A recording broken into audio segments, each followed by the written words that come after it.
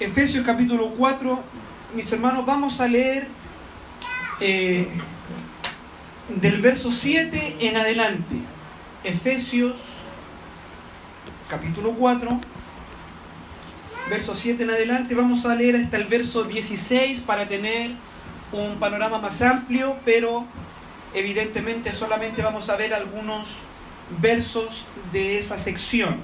Efesios capítulo 4, versos 7 al 16. Dice así la palabra del Señor. Pero a cada uno de nosotros fue dada la gracia conforme a la medida del don de Cristo. Por lo cual dice, subiendo a lo alto, llevó cautiva la cautividad y dio dones a los hombres. Y eso de que subió, ¿qué es sino que también había descendido primero a las partes más bajas de la tierra? El que descendió es el mismo que también subió por encima de todos los cielos para llenarlo todo. Y él mismo constituyó a unos apóstoles, a otros profetas, a otros evangelistas, a otros pastores y maestros, a fin de perfeccionar a los santos para la obra del ministerio, para la edificación del cuerpo de Cristo, hasta que todos lleguemos a la unidad de la fe y del conocimiento del Hijo de Dios, a un varón perfecto, a la medida de la estatura de la plenitud de Cristo, para que ya no seamos niños fluctuantes, llevados por doquiera de todo viento de doctrina, por estratagema de hombres que para engañar emplean con astucia las artimañas del error, sino que, siguiendo la verdad en amor, crezcamos en todo en aquel que es la cabeza, esto es Cristo, de quien todo el cuerpo, bien concertado y unido entre sí por todas las coyunturas que se ayudan mutuamente, según la actividad propia de cada miembro, recibe su crecimiento para ir edificándose en amor. Tengamos una palabra de oración, mis hermanos. Bendito Padre Celestial, estamos, Señor amado, delante de tu presencia. Estamos en un tiempo hermoso, Señor amado, de estar juntos como tu pueblo, Señor, en donde te alabamos, en donde te adoramos, Señor, en donde meditamos, Señor amado, en tu palabra. Padre Celestial, y como cada domingo lo hemos dicho, Señor, Dios mío, somos tan necesitados de ti, Señor amado. Dios mío, necesitamos recibir de ti, necesitamos ser ministrados por tu palabra, Señor. Tú conoces nuestras vidas, nuestros corazones, tú sabes, Dios mío, por dónde vamos transitando en estos momentos. Quizás algunos de mis hermanos han llegado tristes, algunos están enfermos, otros desanimados, otros con alguna situación problemática, la cual es difícil tomar decisiones. Algunos con relaciones rotas, Señor amado. Todos nosotros luchamos con distintas situaciones, Señor. Mas gracias damos a Dios que en ti, Señor, y solo en ti podemos encontrar consuelo, podemos encontrar paz, podemos encontrar esperanza. Porque tu palabra dice que tú tienes cuidado de nosotros. Señor, y a todos nosotros nos une una misma necesidad, que es recibir de ti, Señor amado. Gracias, Dios mío, porque es tu voluntad ministrarnos nuestras vidas, guiarnos, enseñarnos, exhortarnos, redarguirnos. Muchas veces, Dios mío, la palabra es dura, Señor. Muchas veces la exhortación es difícil, pero es porque tú quieres nuestro bien. Es porque tú quieres, Señor amado, llevar adelante el propósito que tú te has puesto con cada uno de nosotros, porque aquel que comenzó un día la buena obra ha prometido que la va a perfeccionar, y tú obras a través del consejo de tu palabra. Háblanos, Señor, en esta mañana, confórmanos a Cristo. Te lo pedimos, Señor, en el nombre precioso, poderoso de Jesucristo nuestro Señor. Amén. Amén. Bien, mis hermanos, como ustedes saben, en el culto dominical estamos estudiando de manera expositiva la carta que el apóstol Pablo envió a los hermanos de la iglesia en una ciudad llamada Éfeso, allá en el siglo I de nuestra era, ¿no es cierto?, a la iglesia en Éfeso. Esta carta escrita por el apóstol Pablo, y Quizás a manera general podríamos decir que esta carta se divide en dos grandes partes. Ya hemos visto, ¿no es cierto?, hemos tomado varios domingos para mirar del capítulo 1 al capítulo 3, en donde básicamente el apóstol se centra y profundiza en varios aspectos, llamémosle teológicos, ¿no es cierto?, más profundos acerca de lo que significa la vida cristiana, acerca de lo que significa estar en Cristo, ¿no es cierto? Eso ya lo hemos visto y ha sido tremenda bendición mirar todo aquello.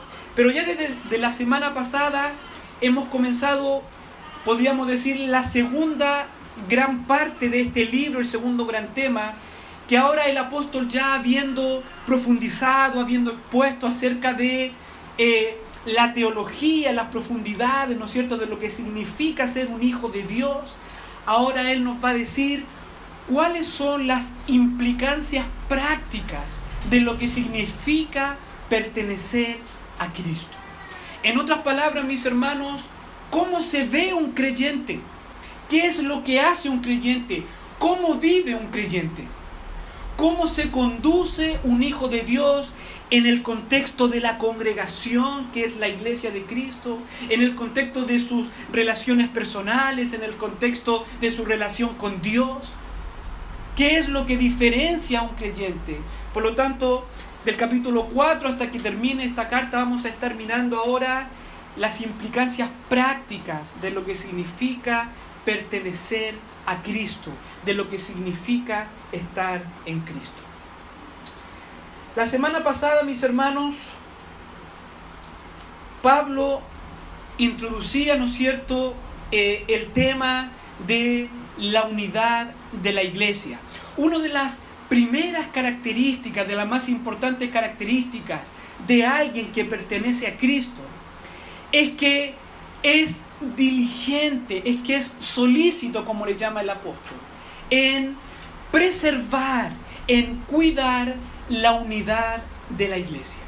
Hemos visto, mis hermanos, a través de esta carta, que usted y yo somos parte de un cuerpo, del cuerpo de Cristo, que es la iglesia, compuesta de todos aquellos en cualquier lugar del mundo, de cualquier idioma, de cualquier etnia, de todos aquellos que se han arrepentido de sus pecados y que han puesto su confianza en el Señor Jesucristo.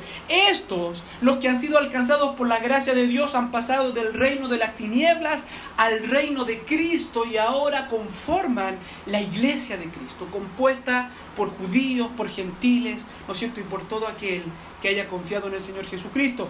Por lo tanto, usted y yo somos parte de un cuerpo, somos parte de una unidad. Y el apóstol dice, ¿no es cierto?, veíamos la semana anterior, que el creyente, el Hijo de Dios, ahora es solícito, es diligente en preservar y en guardar esta unidad. Y esto tiene implicancias prácticas. El apóstol nos dice allá que debemos andar, que debemos conducirnos en la iglesia de Dios con humildad, con mansedumbre.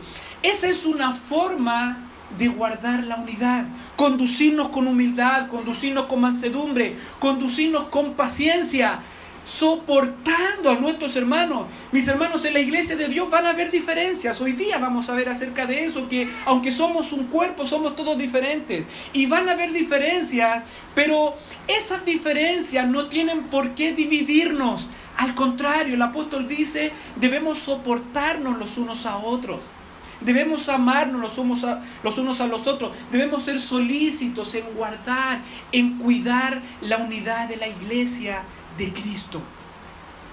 Por lo tanto, una de las primeras características de alguien que pertenece a Cristo y que forma parte de la iglesia es que ama el cuerpo de Cristo, es que ama la iglesia del Señor Jesucristo y nunca va a bregar en favor de la división, en favor de la contienda en medio de la iglesia.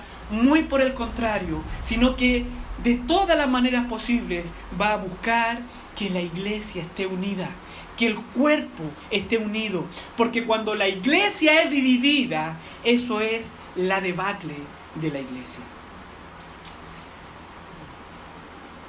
Bien, vamos entonces ahora a nuestro pasaje, Y en esta mañana, mis hermanos, vamos a meditar solamente en 4 versículos, ¿ya? Si bien es cierto, hemos leído una sección mayor, vamos a mirar en esta mañana del verso 7 al verso 10. Ya vamos a estar meditando en estos versículos. Quiero que por favor me acompañe nuevamente. Dice: pero a cada uno de nosotros fue dada la gracia conforme a la medida del don de Cristo. Por lo cual dice, subiendo a lo alto, llevó cautiva la cautividad y dio dones a los hombres. Y eso que subió, ¿qué? Sino que también había descendido primero a las partes más bajas de la tierra. El que descendió es el mismo que también subió por encima de todos los cielos para llenarlo todo. Bien, como decíamos, ¿no es cierto?, del versículo 1 al versículo 6, el apóstol va a establecer, va a plasmar que la iglesia de Cristo es una unidad y que esta unidad se basa en ciertas realidades que son eternas, como por ejemplo, ¿no es cierto?, que tenemos un solo Señor, una sola fe, un solo bautismo y un Dios que lo llena todo.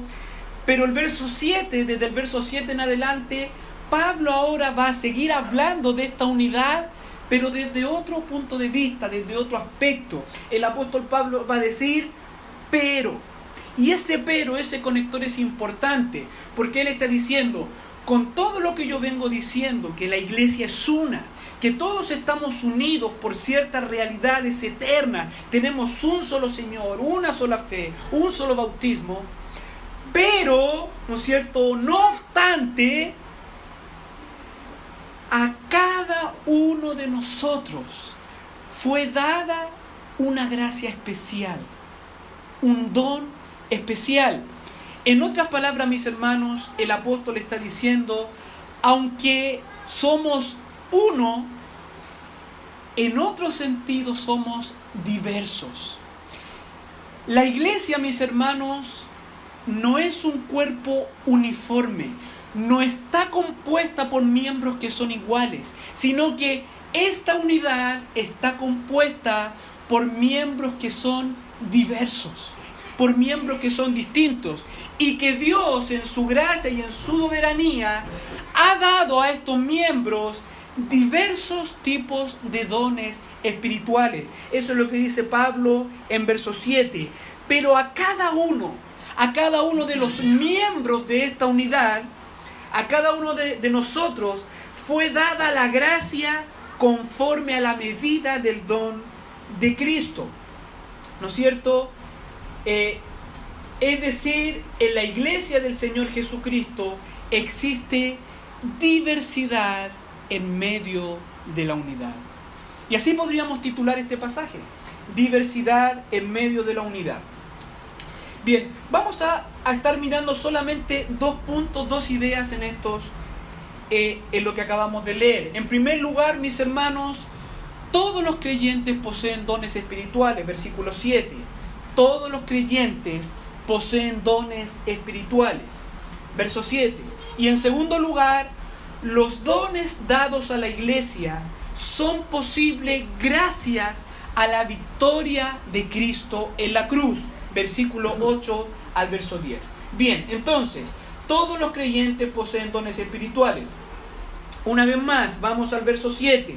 Pero a cada uno de nosotros fue dada la gracia conforme a la medida del don de Cristo. La Biblia NBI quizás lo traduce de una manera más entendible. Dice, pero a cada uno de nosotros se nos ha dado gracia en la medida en que Cristo ha repartido los dones. Esta es la idea del verso 7, mis hermanos, que a cada miembro de esta unidad, es decir, a cada uno de nosotros que somos parte de la iglesia, Cristo, ¿no es cierto?, nos ha dado dones. Cristo ha repartido dones de entre los creyentes. Bien, ahora, la primera pregunta que tenemos para este verso es, si Cristo nos ha dado dones, ¿qué son los dones espirituales? ¿Qué es un don espiritual? Bien, Los dones espirituales, mis hermanos, en base a este pasaje y a otros pasajes, ¿no es cierto?, que tratan este tema con mayor profundidad, los dones espirituales son capacidades o habilidades sobrenaturales, es decir, que no se originan en el creyente, sino que provienen de Dios mismo. Son capacidades y habilidades sobrenaturales dadas por Dios a los creyentes para que éstos sirvan a Dios con estos dones y sirvan a la iglesia de Cristo. Eso es un don, mis hermanos, es una capacidad dada por Dios para ponerla al servicio de la iglesia. No son para provecho propio. Ningún don que vemos en la palabra del Señor es para provecho del propio creyente, es para servirse a sí mismo. Todos los dones son para que el creyente sirva a Dios en el contexto de la iglesia de Cristo. Amados hermanos, estos dones son distintos a los talentos naturales, ¿no es cierto?, que todos nosotros tenemos y que podríamos decir se relacionan más bien con la gracia común de Dios. Aún las personas que no conocen a Cristo, todas las personas tienen talentos naturales, ¿no es cierto? Hay algunos que tienen talentos para la música, para las artes, ¿no es cierto?, etcétera, etcétera. Pero a lo que se refiere este pasaje no es ese talento, sino que los dones son dados por Dios, ¿no es cierto? Y son dados a los creyentes. En otras palabras, ninguno que no conoce al Señor Jesucristo tiene un don. Puede tener talentos, puede tener aptitudes, habilidades, ¿no es cierto? Pero solo los creyentes, solo los hijos de Dios poseen dones, ¿no es cierto? Porque esos dones tienen que ver con la salvación, con lo que Cristo hace en el creyente. Hermanos amados, si bien es cierto, podríamos decir que a nivel general vemos en la palabra del Señor que todos los creyentes estamos llamados a hacer de todo, ¿no es cierto? Hay mandamientos, ¿no es cierto?, que todos tenemos que predicar el Evangelio, por ejemplo, que todos debemos enseñarnos los unos a los otros, que todos debemos de exhortarnos los unos a los otros, que todos debemos de servirnos los unos a los otros. No obstante, los dones que Dios da son capacidades, como decíamos, para que cada creyente tenga un lugar especial en el cuerpo de Cristo. Podríamos decir entonces, los dones, podríamos decir, especializan, por llamarle de alguna manera, a los creyentes en alguna área del ministerio cristiano. Les da una capacidad sobrenatural dada por Dios para servir en aquella área, capacidad por la cual la iglesia en su conjunto es bendecida. Otro aspecto que podemos extraer del versículo 7, ¿no es cierto?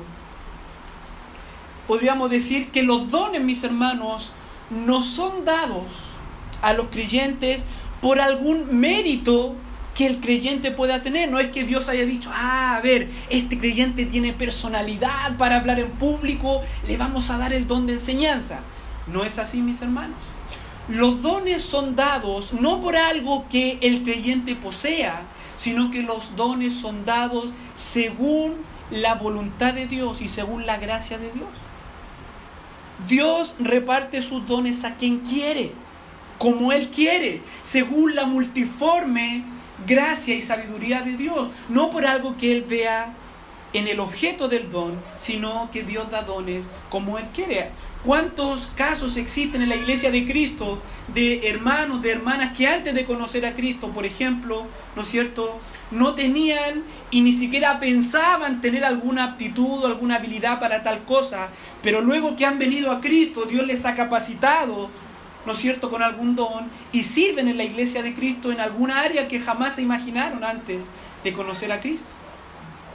Por lo tanto, eso es algo importante que vemos en el verso 7, que esta repartición de dones tiene que ver exclusivamente con la voluntad de Dios y con la soberanía de Dios.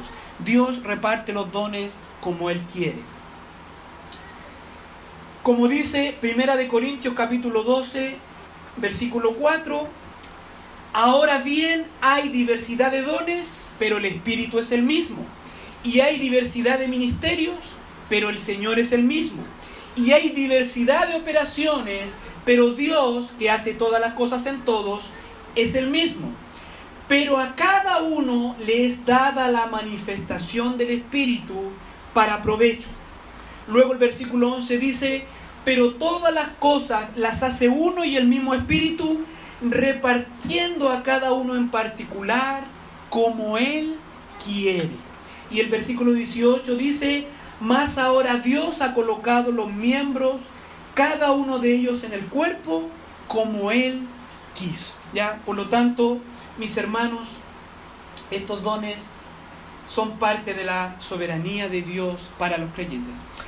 Habiendo dicho esto, mis hermanos, ya creo que podríamos extraer algunas enseñanzas y algunas implicaciones prácticas en cuanto a este tema de los dones.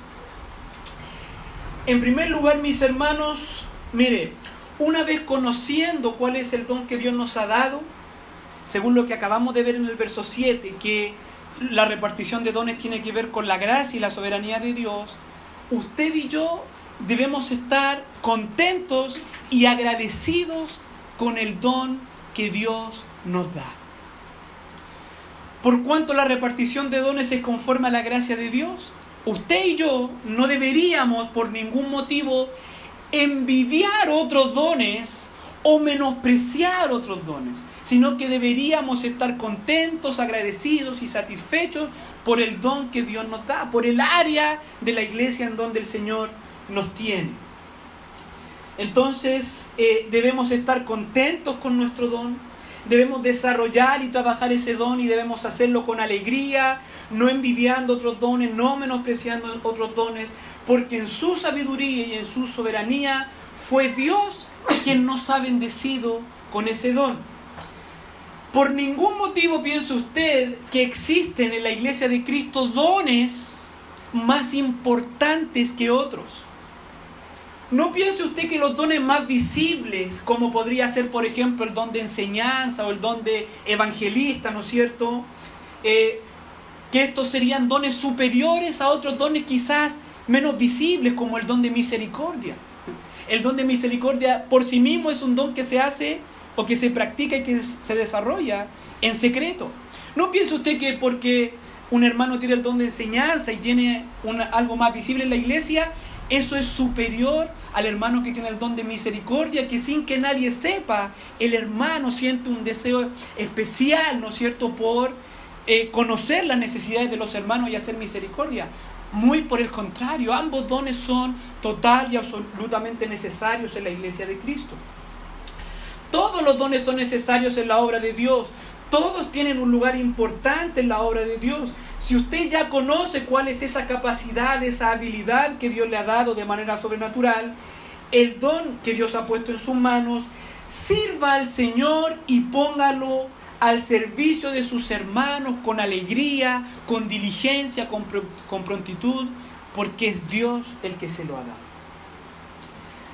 Ahora bien, por el contrario, mis hermanos, cuando un creyente no está trabajando su don, cuando un creyente no está desarrollando su don, cuando no está poniendo su don al servicio de la iglesia, no solo el creyente en particular es el que está sufriendo pérdida o que sufrirá pérdida en el día de Cristo. Recuerde usted la parábola de los talentos, por ejemplo.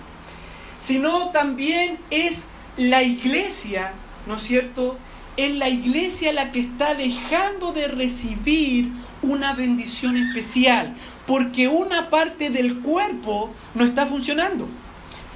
Si bien es cierto, mis hermanos, ese don o esa área la pueden suplir otros hermanos, pero nunca va a ser igual como que la esté ejerciendo aquel que Dios le ha dado esa capacidad sobrenatural. Por lo tanto, mis hermanos, es el conjunto de la iglesia la que sufre cuando algún miembro, cuando alguna parte del cuerpo no está interesada en poner su don al servicio de la iglesia. Ahora, estoy seguro que por más de alguno ha pasado la pregunta quizás más básica de este tema. ¿Y qué don tengo yo? ¿Cómo puedo descubrir mi don? ¿Cuál sé qué don tengo? Si es tan importante poner nuestro don al servicio de la iglesia, ¿cuál es el don que yo tengo? Si bien es cierto, eso podría ser un estudio aparte, hay varias cosas que podríamos decir acerca de eso, pero creo que la respuesta no es muy difícil. Lo primero que debemos saber, mis hermanos, que a todos sus hijos Dios ha dado dones, porque la repartición de dones está directamente ligado con la obra de salvación de Cristo. Si usted hoy está aquí sentado y usted ha confiado en Cristo como su Señor y como su Salvador, si usted es un hijo, una hija de Dios, usted tiene al menos un don espiritual. Eso es un hecho, mis hermanos, ¿ya? Entonces, no existe algún creyente que no tenga ningún don, que no tenga ninguna capacidad en la iglesia. Todos tenemos un lugar en el cuerpo de Cristo. Entonces, ¿cómo poder descubrir nuestro don? Algo breve que quiero decir aquí. Hermanos amados, la respuesta más práctica a esta pregunta es: involúcrese en la obra de Dios. Sirva al Señor en su iglesia local. No hay otra forma de descubrir cuál es el don. Esfuércese y participe en los diversos ministerios de la iglesia local. Tome una cita con su pastor y dígale: pastor, puedes contar conmigo para lo que necesites. Involúcrese, sirva. Puede comenzar, por ejemplo, con las labores más cotidianas. Puede comenzar, por ejemplo, llegando un poco más temprano, cada domingo, cada día de reunión en la semana, y estar ahí para servir en lo que se necesita. Puede comenzar apoyando con su presencia un ministerio en específico. Puedo ir donde el encargado de tal o cual ministerio. Le recomiendo el encargado de evangelismo, por ejemplo. Y dígale: hermano, cuenta conmigo. Cuenta conmigo. De esta manera usted se estará dando cuenta, en qué área del ministerio cristiano Dios le utiliza más y mejor.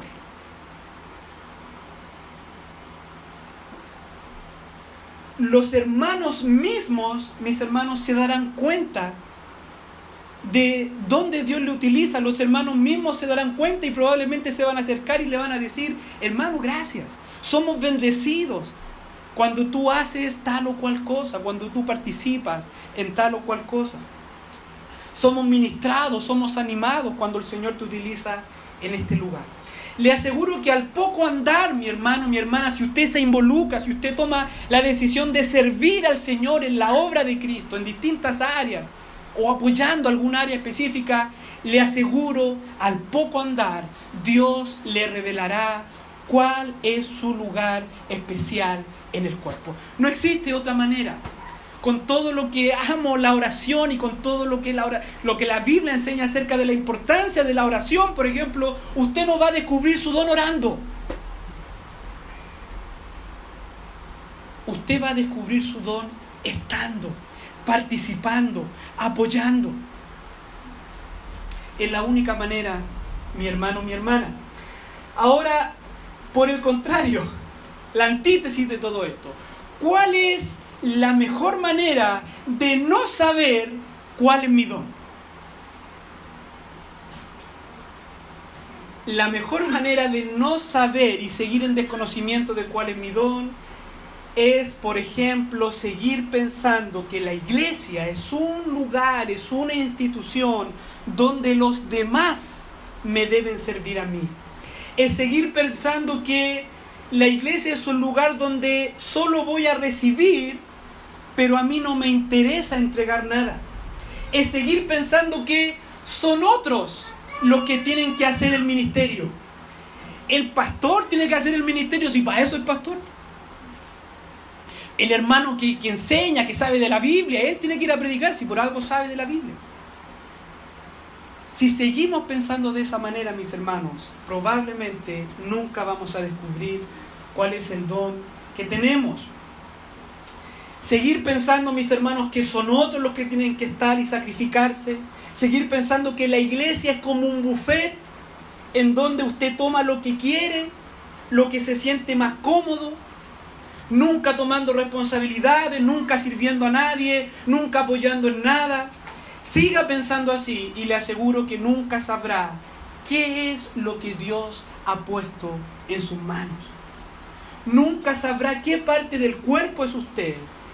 Y en su venida, mis hermanos, en la venida de Cristo, probablemente, como dice allá el apóstol Juan, tendrá que alejarse de Dios avergonzado, porque será semejante a aquel que enterró su talento y no lo trabajó. Ya sabemos cuál fue la actitud del Señor ante aquel que enterró lo que Dios le había dado.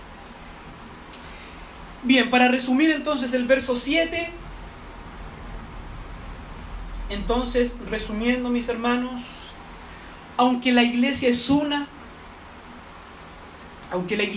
unidad, es un cuerpo, sus miembros son diversos, porque cada uno ha recibido al menos un don, y estos dones son diversos, diversas capacidades para servir en diversas áreas del ministerio cristiano. Estos dones han sido repartidos soberanamente por Dios, por lo que es responsabilidad del creyente descubrir su don, trabajar su don con alegría, no envidiando otros dones ni menospreciando otros dones. Y por sobre todo, los dones no son para beneficio individual, sino son para ponerlos en servicio abnegado y diligente a la iglesia de Cristo, a sus hermanos. Los dones son para servir a sus hermanos. Como dice Primera de Pedro, capítulo 4, verso 10, cada uno según el don que ha recibido, ministrelo a los otros, como buenos administradores de la multiforme gracia de Dios. Si alguno habla, hable conforme a las palabras de Dios. Si alguno ministra, ministre conforme al poder que Dios da, para que en todo sea Dios glorificado por Jesucristo, a quien pertenece la gloria y el imperio por los siglos de los siglos. Amén. Vamos al siguiente punto, mis hermanos. Segundo y último punto. Los dones dados a la iglesia son posibles gracias a la victoria de Cristo en la cruz.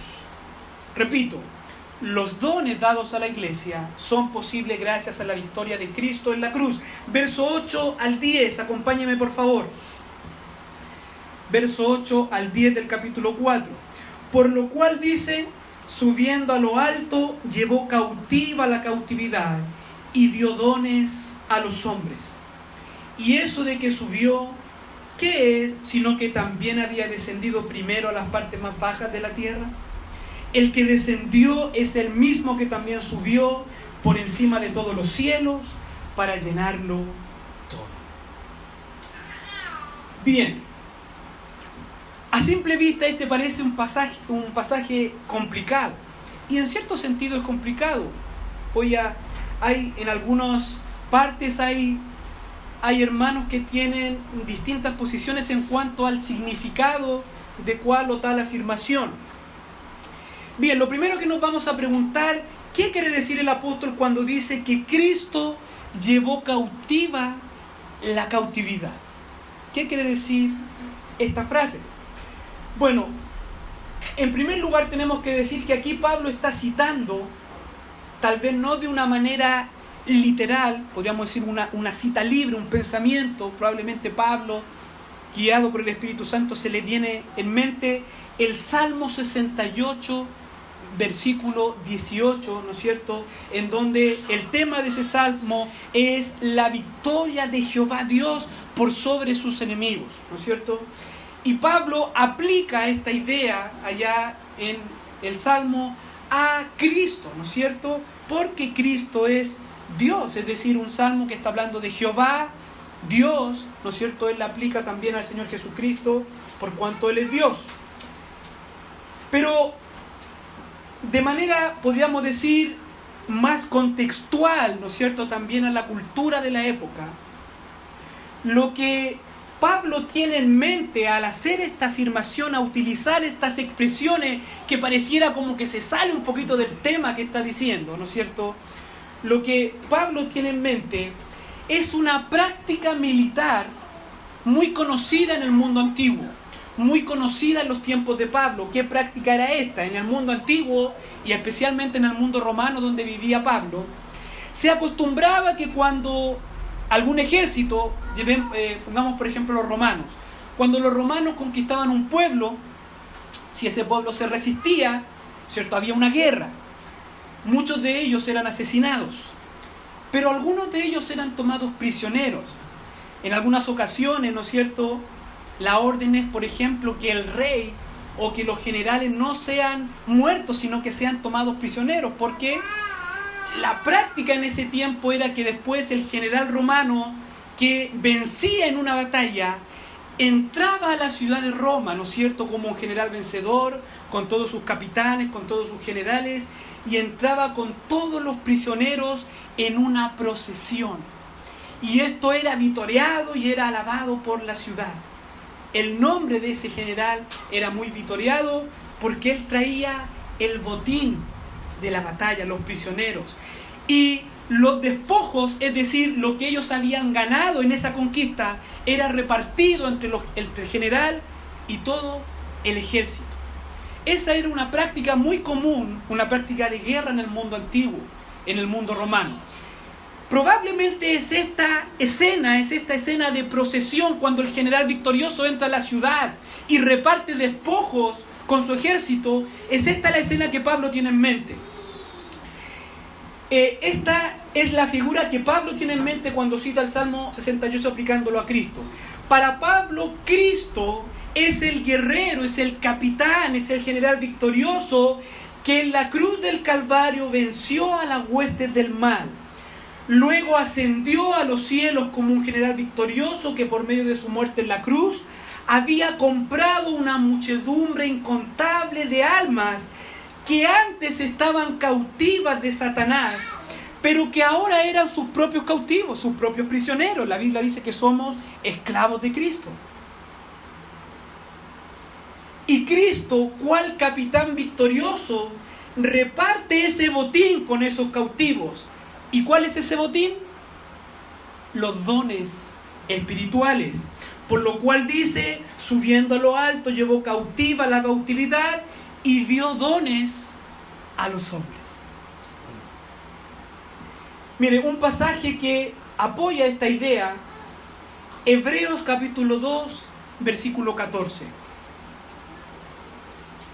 Hebreos capítulo 2, versículo 14 y 15. Dice así que, por cuanto los hijos participaron de carne y sangre, él también participó de lo mismo, para destruir por medio de la muerte al que tenía el imperio de la muerte, esto es, al diablo, y librar a todos los que por el temor de la muerte estaban durante toda la vida sujetos a servidumbre. Eso fue lo que Jesucristo hizo en la cruz. Le dio un golpe mortal a Satanás, el diablo, ¿no es cierto?, quien tenía cautivos a millones de millones. ¿Y qué es lo que hace Cristo? A través de su muerte y de su resurrección, da un golpe mortal a Satanás y toma, ¿no es cierto?, un pueblo para sí mismo. Los que estaban cautivos de Satanás y del pecado, los toma para sí. La misma idea la vemos en Colosenses capítulo 2, versículo 13. Dice, y a vosotros, estando muertos en pecados y en la incircuncisión de vuestra carne, os dio vida juntamente con él, perdonándoos todos los pecados, anulando el acta de los decretos que había contra nosotros, que nos era contraria, quitándola de en medio y clavándola en la cruz. Verso 15. Y despojando a los principados y las potestades, los exhibió públicamente, triunfando sobre ellos en la cruz. La misma idea de este general victorioso que toma prisioneros, ¿no es cierto?, que toma a los cautivos y ahora los trae para sí. Es esa la idea que tiene Pablo. Entonces Pablo aquí nos recuerda que todos aquellos que hoy sirven en la iglesia de Cristo antiguamente fueron esclavos de Satanás, estaban muertos en sus pecados, pero mediante su sacrificio en la cruz, Jesús despojó al diablo, quitándole sus cautivos y haciéndoles ahora cautivos y pueblo suyo, repartiendo entre ellos dones espirituales. Esa es la idea, mis hermanos. Ese es el significado de este pasaje que a primera vista se ve difícil de interpretar. Ahora bien, mis hermanos, para obtener aquella victoria y ascender a lo alto y repartir el botín, nuestro Señor primeramente tuvo que humillarse, primeramente tuvo que descender a lo más bajo. Por eso, verso 9 dice, y eso de que subió, ¿no es cierto?, teniendo en mente esta escena victoriosa, y eso de que subió, ¿qué es? Sino que también había descendido primero a las partes más bajas de la tierra. Otra vez nos preguntamos, ¿qué significa, ¿no es cierto?, que Cristo descendió a las partes más bajas de la tierra? Bueno, en realidad este es un texto disputado entre comentaristas, entre distintos teólogos. Buenos hermanos tienen alguna opinión distinta de este texto, aunque no le quita el sentido del texto en su conjunto. Algunos piensan, mis hermanos, que este texto enseña que después de que Jesús muriera en la cruz, entre el periodo de su muerte y resurrección, Jesús bajó al infierno y Jesús predicó en el infierno. Otros piensan que la Biblia no enseña en ningún lugar que Cristo fue al infierno, sino que es parte de una tradición no bíblica de los primeros siglos del cristianismo. Y ahí hay un tema interesante en el credo de los apóstoles, que en alguna de sus acepciones dice que Cristo descendió a los infiernos. En algunos textos más antiguos no aparece esa frase, en otros sí aparece. Ahí está el debate. Hay un pasaje en 1 o 2 de Pedro que también se podría interpretar al respecto, que Cristo descendió y predicó a los ángeles caídos. Bueno, es un tema ya, ¿no es cierto? Bueno, pero independiente de esta disputa, ¿qué significa este texto que Cristo descendió a las partes más bajas de la tierra? Mirando, mis hermanos, viendo el contexto de lo que Pablo está diciendo, de lo que Pablo tiene en mente, mirando también comentarios de algunos buenos hermanos, me inclino a pensar que Pablo utiliza esta expresión para referirse a la encarnación de Cristo. Es una expresión que Pablo utiliza para contrastar la humillación de Cristo con su exaltación. Cuando Pablo utiliza esta expresión, que también es utilizada al menos 3 veces en el Antiguo Testamento, por ejemplo, en el Salmo 139 se utiliza como un eufemismo para el vientre de la mujer. Dice que nosotros estábamos en lo más profundo de la tierra, hablando del vientre de la mujer. Pablo está diciendo que la encarnación, es decir, que Cristo siendo Dios tomara forma de hombre, a eso le llamamos encarnación. Pablo está diciendo que la encarnación fue para Cristo una humillación extrema, así como su glorificación fue algo tremendo, que Cristo entrara en los cielos, ¿no es cierto?, ganando para sí un pueblo propio.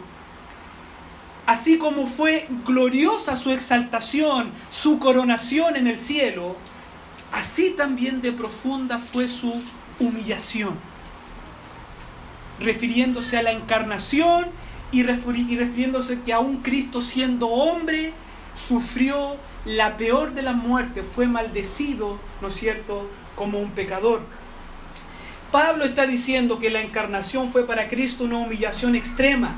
Pablo está contrastando la gloria de la ascensión, la grandeza de la exaltación, con la profunda humillación de la encarnación. En otras palabras, antes de ascender y ser glorificado, Cristo fue en extremo humillado.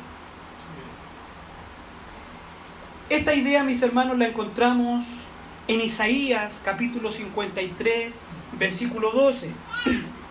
Dice: por tanto, hablando del Mesías, hablando de Cristo, por tanto, yo le daré parte con los grandes y con los fuertes repartirá despojo. Mire, por cuanto derramó su vida hasta la muerte y fue contado con los pecadores, habiendo él llevado el pecado de muchos, y orado por los transgresores. Ahí está la misma idea.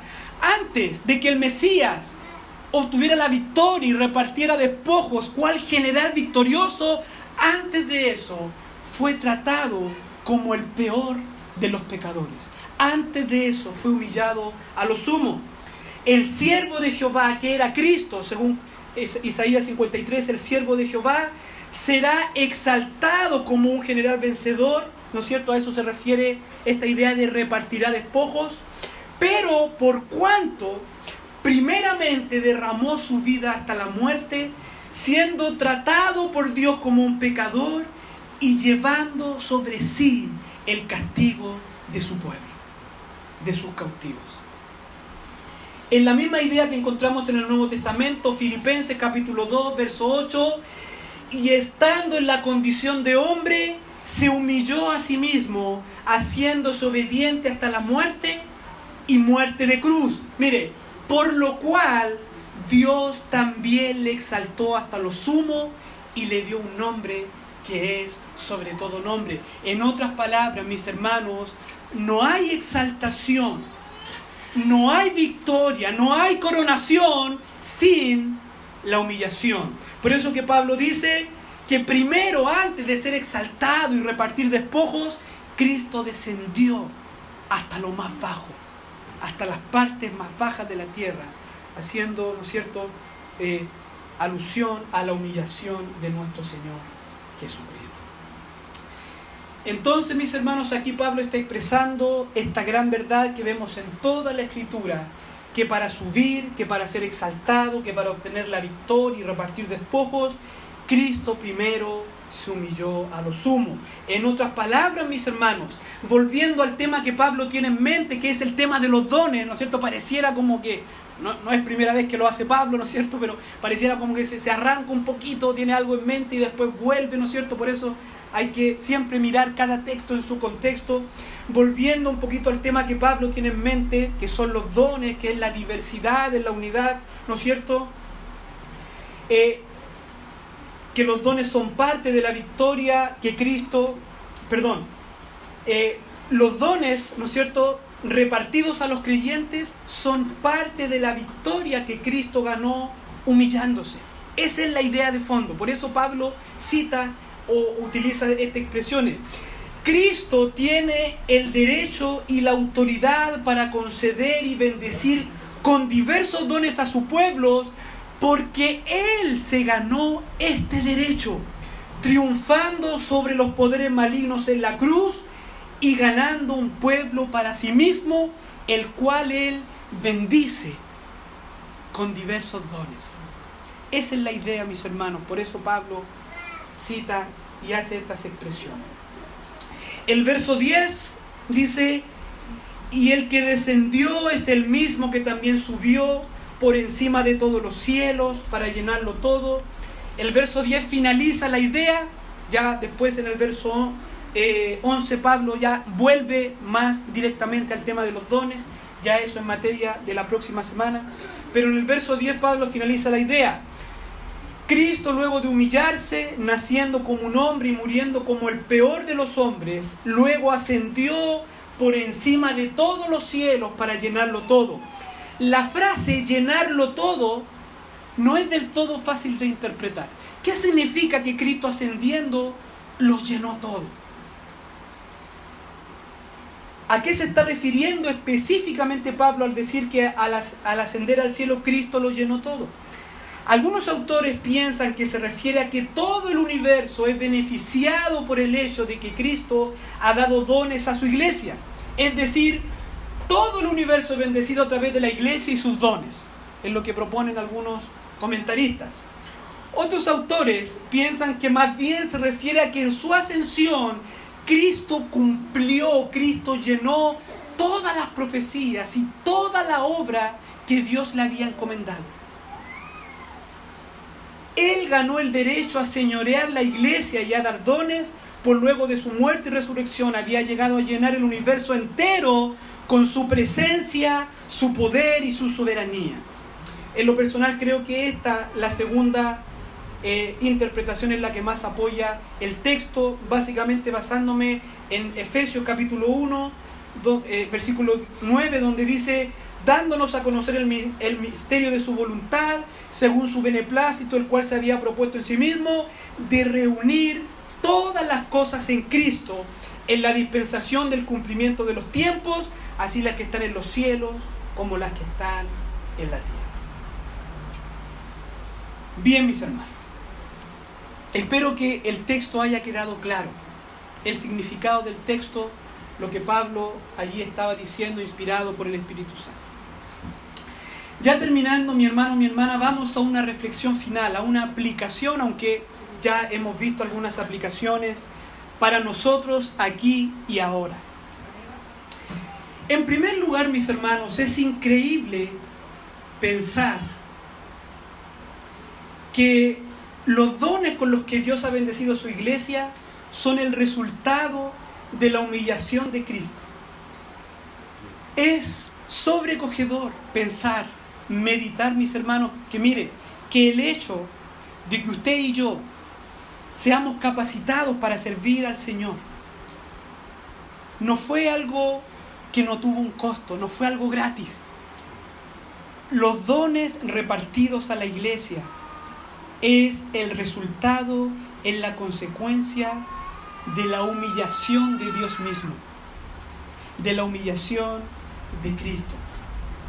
Nuestro Señor, mis hermanos, fue contado por los pecadores, fue humillado a lo sumo, fue tratado como un pecador y recibió sobre él la ira, la justicia de un Dios santo, justo y bueno. Pero también fue en esa cruz, mis hermanos, donde Cristo nos libertó de nuestra cautividad. Fue allí donde asestó un golpe mortal a quien era nuestro dueño, a quien tenía poder sobre nosotros, esto es a Satanás, el diablo, aquel que tenía la llave y el imperio de la muerte. Y fue en esa cruz donde Él ganó el derecho para ser nuestro Salvador y nuestro Señor, coronado de gloria y honra, y así bendecirnos con toda bendición espiritual, donde parte de esa bendición son los dones con los que Cristo ha bendecido a su iglesia. Por tanto, mis hermanos, el tema de los dones espirituales no es un tema menor. No es un tema menor que usted descubra su don, que usted ejerza su don, que usted trabaje su don. No es un tema menor. Tiene que ver directamente con la humillación y la exaltación de nuestro Señor Jesucristo. Cuando usted desprecia esto, mi hermano, mi hermana, cuando usted no está interesado en conocer su don y ponerlo al servicio de Dios y de su pueblo, usted y yo estamos despreciando una bendición que a nuestro Señor le costó su propia sangre. En segundo lugar, mis hermanos, desprendemos de este pasaje: si usted es un hijo, es una hija de Dios, usted es uno de esos cautivos que fue liberado del poder del pecado y del enemigo. El Señor, según su gracia y su voluntad, le ha concedido al menos una capacidad especial, al menos un don sobrenatural, para que usted lo ponga al servicio de la iglesia. Hermanos amados, para que usted lo ponga en el servicio de la iglesia, y la iglesia, su mejor expresión, su mayor expresión, es la iglesia local. Por lo tanto, los dones son para servir y ministrar en la iglesia local. Amado, no existe esto de no tengo iglesia y sirvo al Señor. No es lo que pensaría Pablo. No es lo que enseñan las Sagradas Escrituras. Ninguno que esté apartado de la iglesia de Cristo, ninguno que no se quiera congregar, ninguno de ellos está sirviendo según lo que las Sagradas Escrituras dicen. Está sirviendo verdaderamente al Señor. Porque los dones no son para provecho propio, dice el apóstol. Los dones son para ponerlo al servicio de otros, al servicio de la iglesia. Y Dios obra a través de la iglesia. Dios no obra a través de llaneros solitarios. No existe el cristianismo solitario, es una contradicción. El cristianismo, la fe cristiana, se vive en comunidad, se vive en el cuerpo de Cristo. Si usted desprecia la iglesia local, usted está despreciando la mayor obra de Cristo, la mayor obra de Dios en este mundo. Es aquí en la iglesia local donde los creyentes deben poner al servicio de Dios lo que Dios les ha dado. Hermanos amados, todos los creyentes, todos los hijos de Dios están capacitados para servir. En nuestro contexto, Pablo relaciona directamente la obra de salvación realizada por Cristo con la concesión de dones a sus hijos. Por tanto, cada creyente está capacitado para servir, a pesar de su carácter, a pesar de sus particularidades. Usted puede decir, pero es que yo soy muy tímida, soy muy tímido, no me siento bien hablando en público. Hermano, hermana, si usted es un hijo, una hija de Dios, Dios ha puesto algo maravilloso en sus manos. Usted tiene un lugar para usted, un lugar especial para usted en el cuerpo de Cristo. No importa sus características personales, porque Dios es el que le capacita sobrenaturalmente. Hay maravillosas experiencias de personas que no tenían cual o tal habilidad, pero Dios les ha capacitado y hoy día sirven a Cristo. Usted no se imagina, mis hermanos, tantas cosas hermosas que el Señor puede hacer a través de usted, tanta bendición que Dios puede derramar a través de usted.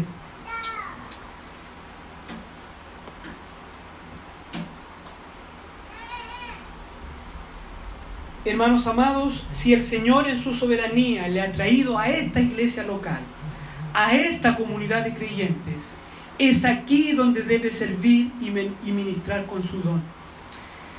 Hermano amado, entonces yo le pregunto a usted, y esta es una pregunta también para mí: ¿se está usted involucrando en la obra de Dios en esta iglesia local de tal manera que está buscando en qué área puede ser útil? ¿En qué ministerio puede apoyar y servir? ¿Lo está haciendo, mi hermano, mi hermana? Y para aquellos que ya tienen un conocimiento de cuál es el don que Dios les ha dado, hermano amado, hermana amada, yo te pregunto, ¿estás trabajando el don que Dios te ha dado? ¿Estás poniendo tu don o tus dones al servicio de la iglesia?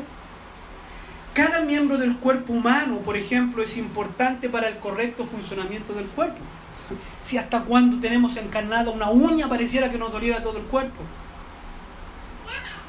Así también, cada miembro, cada creyente con el don o los dones que Dios le dio, es importante para el óptimo funcionamiento y desarrollo del cuerpo de Cristo, que es la iglesia.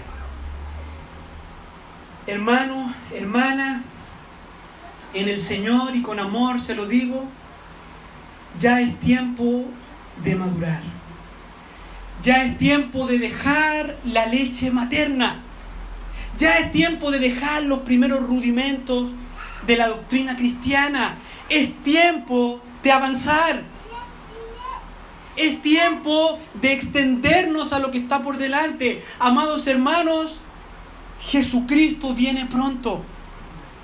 Jesucristo viene a buscar a la iglesia. Viene a buscar a su pueblo.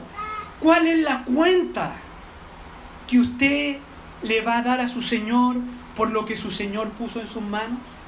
¿Usted va a ser como aquel que invirtió su talento, como aquel que trabajó, como aquel que se esforzó, como aquel que se involucró? ¿O usted va a ser como aquel que enterró su talento? Amado hermano, es tiempo de madurar.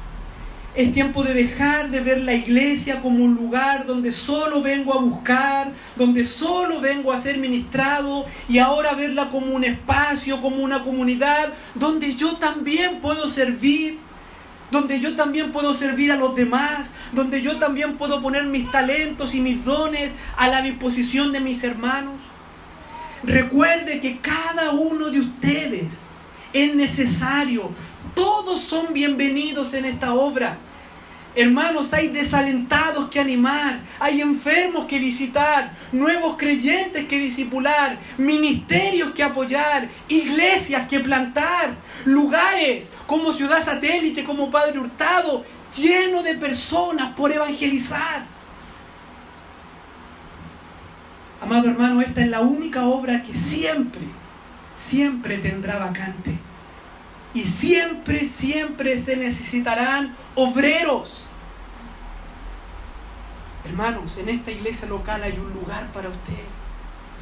Hay algunos hermanos que muchas veces dicen, pero es que a mí no me toman en cuenta, que el pastor siempre con los mismos. Hermano, ¿sabe lo que es madurez? Que usted no se quede en su casa, en su silla, esperando que alguien le diga lo que tiene que hacer. Póngase usted a disposición, acérquese, comparta lo que usted quiere hacer, apoye algún ministerio, llegue a algún lugar. Es que yo soy de Ciudad Satélite y Padre Hurtado. Hermano, es la obra de Dios. Es la obra de Dios. Si quiere apoyar la obra en Padre Hurtado, esfuércese con la ayuda del Señor, vea la manera. Sabemos que estamos en tiempos difíciles, que de pronto es complicado, el trabajo, los horarios, lo sabemos, todos estamos envueltos en esto. Pero la obra cristiana nunca fue fácil, mi hermano, mi hermana. La obra cristiana nunca fue en comodidad. Nuestro Señor nos llamó a llevar una cruz, a negarnos a nosotros mismos. Él nos dijo, es necesario que a través de muchas tribulaciones entremos en el reino de Dios. La obra de Dios desde siempre se ha hecho con esfuerzo. Busque oportunidades para servir a su Señor. Gaste su tiempo en servir a Cristo. No hay otra cosa, no hay otro ministerio más hermoso en esta vida, en esta tierra, que servir al Señor Jesucristo, que gastar su fuerza, su amor, sus talentos, sus dones en servicio del Señor. No existe, no hay ninguna otra institución, ninguna otra obra que más le llene el corazón que servir a Cristo. Porque esto va para la eternidad. El libro de Apocalipsis dice que sus obras seguirán con usted allá en los cielos. Le serán reconocidos. Dios dará corona, recompensa a aquellos que se hayan esforzado mirando a Cristo, como Moisés, que tenía su mirada puesta en el galardón. Busque oportunidades, mi hermano, mi hermana. Es tiempo de salir adelante, es tiempo de esforzarse y servir a Cristo. Le necesitamos. Cada ministerio de esta iglesia, que si usted se dará cuenta, esta iglesia no es la iglesia que tiene los 1000 ministerios. Y conscientemente lo hacemos porque queremos dedicarnos a lo esencial, a lo que la palabra del Señor dice. Pero en los ministerios que hay, su presencia es necesaria, su apoyo. Por lo tanto, yo le invito. Y como le decía, estoy seguro que al poco andar, si usted se involucra, va a descubrir, Dios le va a revelar en qué lugar del cuerpo usted es más útil. Amén. Siempre habrá vacante y siempre se necesitan obreros. Como dice el antiguo himno, el que quiera trabajar hallará también lugar en la viña del Señor. Dios nos ayude, mis hermanos. Vamos a orar.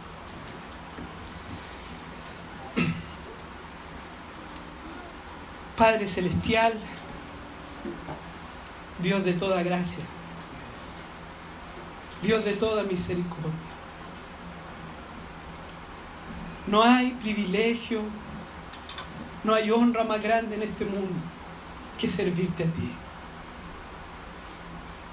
No me importan los títulos, no me importa el dinero, la posición económica. No me interesa ganar a este mundo. Yo quiero servirte, mi Señor. No me importa ser reconocido por los hombres. No me importa ser vitoreado. No me importa que mi nombre esté en algún lugar de honor. Yo quiero servirte, Señor. Yo quiero gastar mis años, gastar mi juventud, mi adultez, gastar mis fuerzas para ti. Yo quiero que tú un día, Señor, me digas, siervo bueno y fiel. Tantas veces fuiste infiel. Tantas veces te cansaste y te desanimaste. Pero ven, en lo poco fuiste fiel. Entra en el gozo de tu Señor. Yo un día quiero escuchar esas palabras. Quiero escuchar esas palabras, oh Señor. Concédenos, Señor, gastarnos en tu obra. Ir a aquellos, Señor, que hoy día se pierden, que caminan raudos a una condenación perpetua. Ayúdanos a ir a ellos, Señor, con tu palabra, aunque nos rechacen, aunque nos escupan, porque no es nada distinto de lo que te hicieron a ti, Señor. Padre amado, danos las fuerzas para amarte, para amar a nuestros hermanos, para servir a nuestros hermanos, para llevar los unos las cargas de los otros. Padre Celestial, alabamos tu nombre. Gracias, Señor, porque estas capacidades que tú nos has dado no son nuestras, sino que tú las ganaste en aquella cruz. Tu sangre fue derramada, oh Dios, por amor a nosotros, viles pecadores, rebeldes, soberbios, cautivos, esclavos de iniquidad. Pero viniste, Señor, y nos salvaste. Nos arrancaste de la cautividad y nos hiciste tu siervo, tu pueblo, y nos bendijiste con dones y con toda bendición espiritual. Te alabamos, Señor. Dejamos tu palabra que germine, que brote, que llene cada corazón. En el nombre de Cristo.